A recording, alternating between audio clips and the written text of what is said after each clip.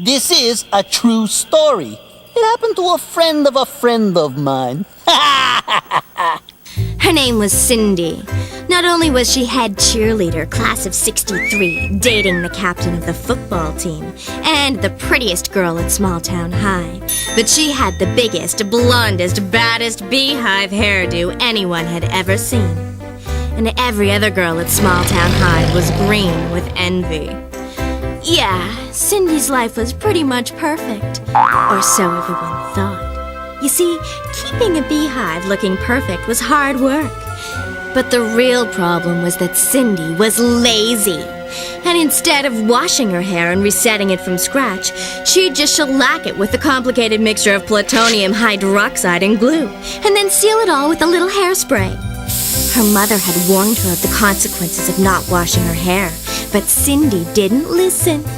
All that mattered to Cindy was that nobody could tell the difference, even after her hair began to take on the properties of tempered steel. Everything seemed fine until Cindy's senior year, when she began to get these headaches. These throbbing, pulsing, pounding headaches! But they would always pass. Besides, no headache was going to interfere with the goals Cindy had worked towards her entire high school career. To be crowned Miss Teen Queen 1963 at the Small Town High prom. Soon the most important night of Cindy's life had arrived.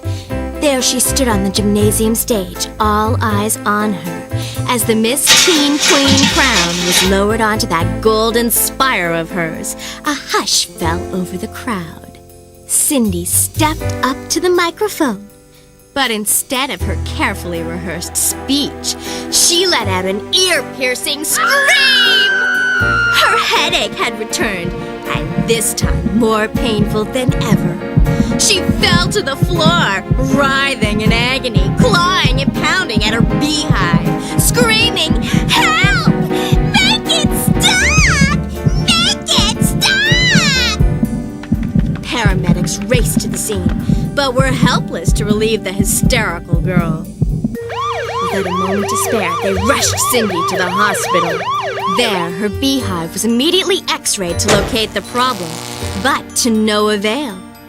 The rays couldn't penetrate that dew. Cindy had only one hope. Only one man could solve this medical enigma. But since he was on vacation in Florida, they called in his assistant. He got to work right away, carefully examining Cindy's beehive. The solution was clear. "We've got to get inside that dew!" Regular surgical instruments just wouldn't cut it. Cindy's beehive had become an impenetrable block. Heat-resistant, shatterproof, it was a modern miracle. The doctor could see that Cindy couldn't take much more. As a last resort, he called for the experimental, high-speed, diamond-tipped XP9000 surgical saw. "Stand back!" he yelled as the saw cut through that beehive like a hot knife through butter. Her solidified trusses crashed to the floor. He couldn't believe it. Cindy's beehive was completely hollow. The surgical team peered in for a closer look, and what they saw then made their blood run cold. A sight so horrific, so terrifying, that it is etched in their memories to this very day. Crawling out from the hollow center of Cindy's beehive were spiders! Hundreds of big, black, ugly, hairy spiders! Hey, it's a true story, honest. Even ask Cindy. Yeah, she lived.